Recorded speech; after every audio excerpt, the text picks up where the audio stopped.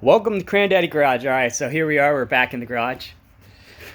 We're working on the Camaro. As you can see right there in the background, I got that side off. I've been working on the air box for the heater defroster.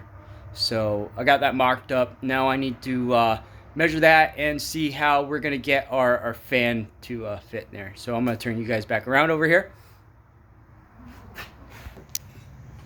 Alright, so here we are. That's the new air box. That's a fiberglass one or plastic or whatever. It fits really nice. My only problem is now is this fan here is too long. It's too long this way. Other than that, it fits great. It looks good, but that's a problem. So I don't know if I can buy that separate, or if I have to get a 1986 Camaro fan. We'll find out. This piece might be important, so I saved it off the old air box.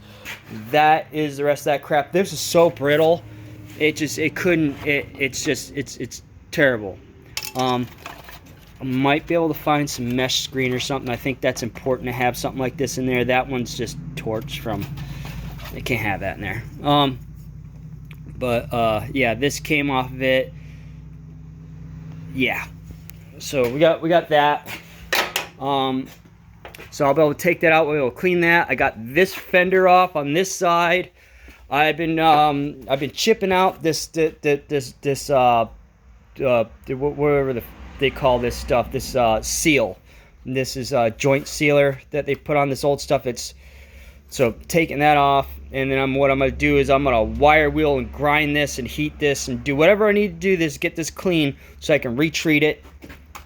You can see this is where some of the wiring comes in over here.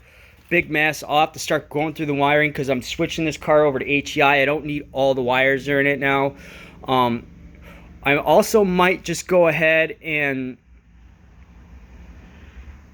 take the computer completely out, because if I ever do put a fuel injection type engine in this, I might just go ahead and buy a Speeduino and reroute it from a Speeduino. That way it's off a Speeduino instead.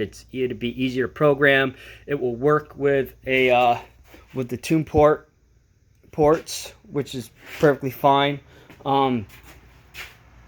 But yeah, still lots of things. So I have to clean this up over down here too, because this is pretty bad. A lot of cancer in this area. So I got another football size, patch to put in here. The rest of this looks real clean and real good, except for that that area.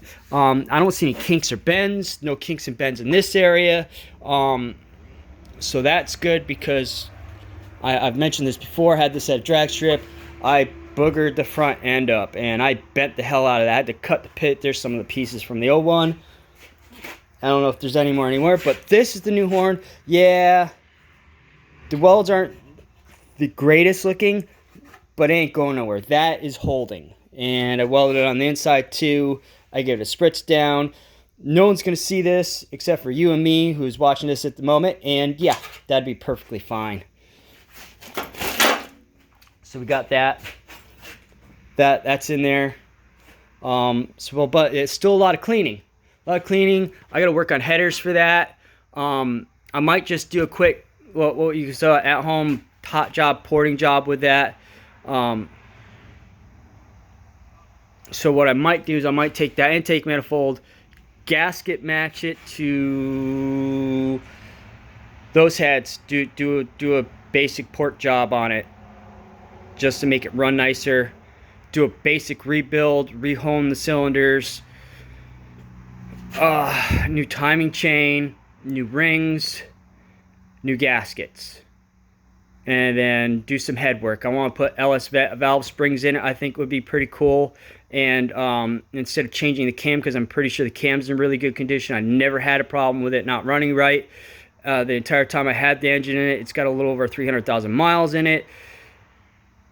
It's just starting to get tired, and this car was doing mid-15s. I was getting 15.5, 15.6. Well, with this car, with just basic mods, the intake manifold and the headers, and I had a super chip in it. Yeah, I don't know how much that good that did, but whatever. But yeah, this is getting set to a manual.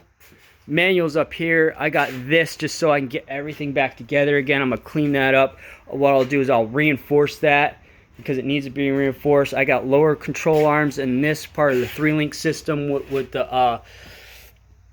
oh, what do they call it? The freaking the side links keeps the axle from moving this around.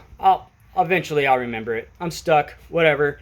But that's where right now we're panel work. Panel work is everything because you can't. I can't take this out and have it gutted and ready to be prepped and slowly turn it into a race car if I've got these giant holes and cancer and stuff that hasn't been addressed. So the cancer has to be addressed. There's more than just that. I got some holes still on the passenger side here down there. I got that seat mounted. This seat needs to be mounted. That's another thing I need to do. I need to build and fabricate the mount for this seat. I might take this window out now since I know how this is doing, but I got a little bit more welding and stuff to do in here. I got to make sure that some of this metal is completely replaced and in that way stuff doesn't move. So far I think I've been pretty lucky.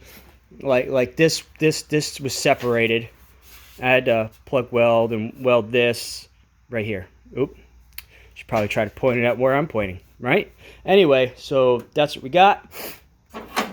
This I went and cut out a piece of angle iron just to get a piece of flat bar. I needed a piece of flat bar, so I just went and wasted a whole disc and just some of my time and prepped that. And that is going to be gusseting this. This is still a little too flexible for my liking, even though this is nice thick. This is nice thick, like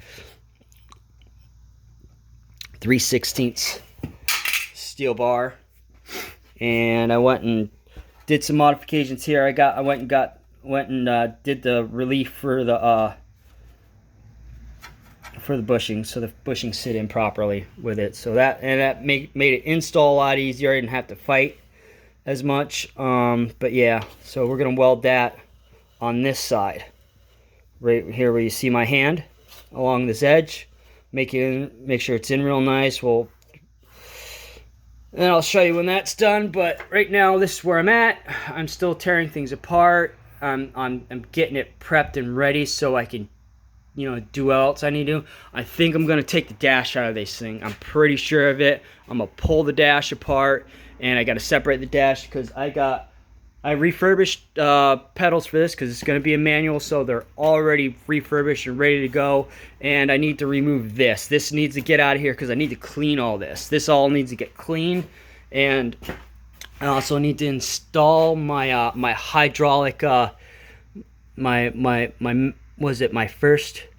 So it's a master cylinder. So it'd be the master cylinder for the clutch is going to go in right underneath, right about there, and then the other one connects to the transmission itself on the bell housing. So for the slave, for that, I got the clutch kit and everything for it. But like I said, I keep saying this, there's a lot of panel work in here that needs to be done. And I also have one more ball joint to do on this side. And then basically the entire steering rack has been rebuilt except for that. I don't know if that has the same ratio as the iRock or not. I'd have to take numbers off it. If not, I might just order one in for right now just to keep things simple. And then yeah, so that's it. Thanks for hanging out Granddaddy Garage, and we'll catch you later. Rate, comment, subscribe, tell me what you think.